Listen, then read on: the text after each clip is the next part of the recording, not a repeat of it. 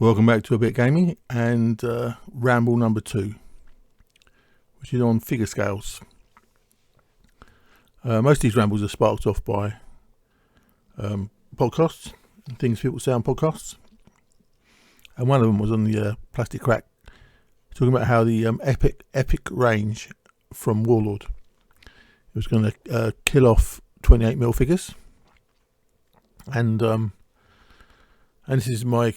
I mean, this was generally kind of countered by other people saying no, it won't. But this is kind of my explanation or my reason why it won't, in my opinion.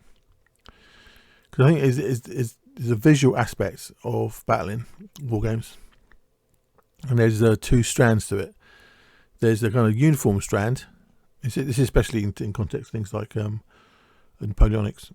To a certain extent, Napoleonic ancients, but basically, you've got the uniform part of the visuals, the sort of fancy uniforms, and the kind of battle aspect, which is how it looks on the table.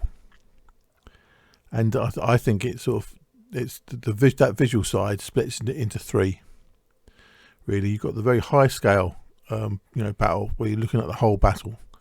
As you can see, like in the back, not so much the front of this picture, but in the back half of this picture, loads and loads of battalions all moving around, sort of fairly small.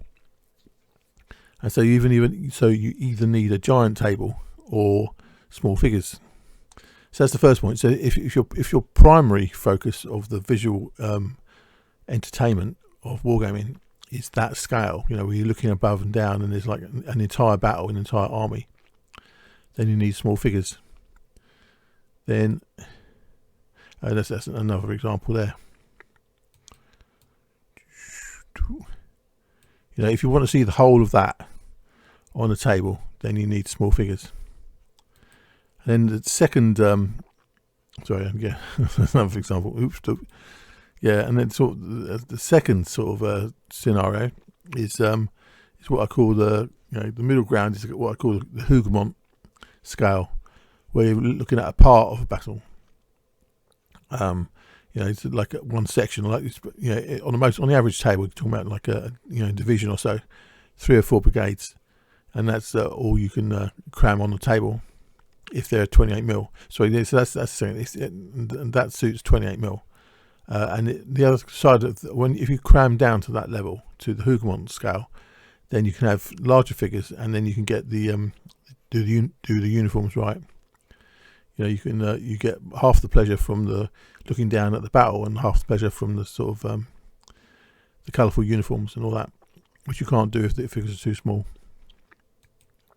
And the third scale is what I call Skirmish Scale, which is more about the individual figures and how they look, and skirmish type games like the French Indian War.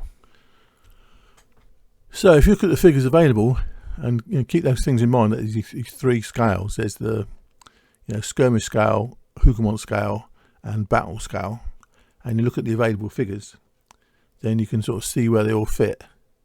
So these are 2mm figures.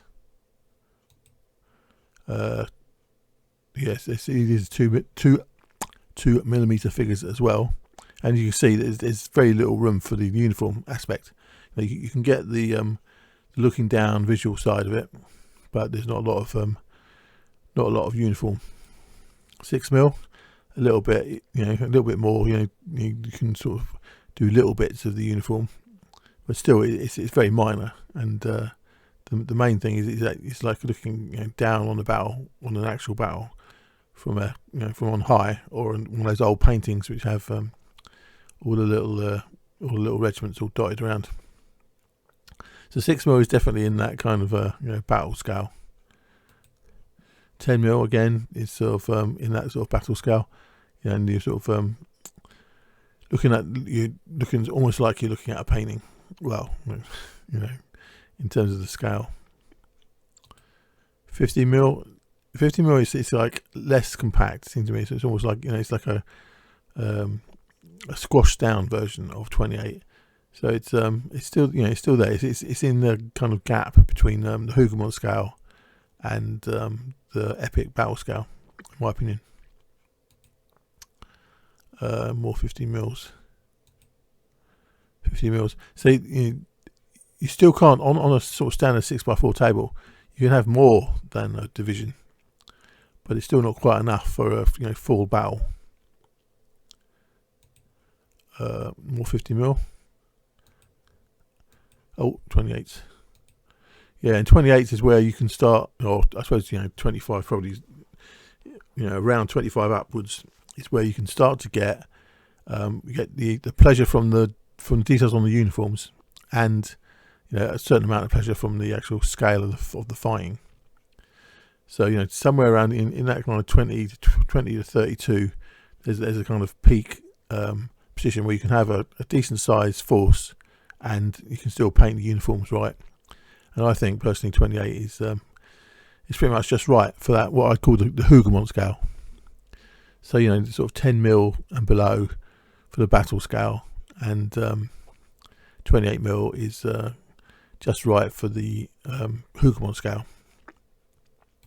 And then lastly there's some 54 mils, because like in skirmish you can go from 28 up to 54, and at those kind of larger scales you get more ability to paint the to get the pleasure from the uniforms, and less worried about the visual scale, the battle scale of it all.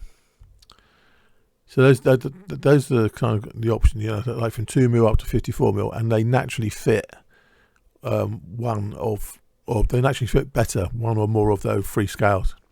So like 28 to 54, I mean anywhere within there you could do skirmish games. I'd say for the Hoogamont Scale it's like between 15 and 32, that sort of scale. And then for the epic battle scale it's 15 mil and down to 2 mil. So that's why I don't think any one scale is ever going to win and take over from the rest, because I think there's 3 different categories. So I actually think the biggest competition for the epic scale, whether Waterloo or American Civil War, is lower down. Is at the 15 mil scale, because the advantage of the epic has is the way they're printed so close together. If you kind of compare the kind of epic scale unit, units or whatever they call them, the sort of the base width with the whole bunch of figures all practically very close together, and you compare it with say 15 mil figures, the advantage isn't as much the slight difference in size of each individual figure. It's in the way that they are kind of compressed together. They're just because they're printed in these blocks. They can be much closer. They can be closer together than the 15 mil figures, and so if the point is to create the sort of look of an army scale, a battle scale, then while still having a bit of differentiation on the individual figures compared to like 2 mil or whatever, then I think that's where the competition lies. Because they say if you're going for a Hoogamont Scale battle, then you want this combination of a size of figure that you can show off the uniform details, and a decent sized battle. Whereas if you're going for the battle scale, you're less worried about the uniforms and you're more worried about the compactness of it all. And the epic scale is it's not so much the scale of the figures; it's the fact that there's no gaps. So you can you get more bang for your buck, basically. So that's what I think that's where the real competition comes from. The epic scale is the fact that you can create this visual something of of mass battles, of large blocks moving around on a table. That it's not just. I mean, in terms of scale, they're sort of like slightly below 15 or something. I think they're like 12 or 14 or whatever. I don't know what. But that's not the real value. I mean, the real value is the fact that they're a little bit smaller, yes, but they're also crammed together more so than you can do with 15 mil figures. And I think and that helps with the visual thing of the mass battle, more so than the actual difference in scale.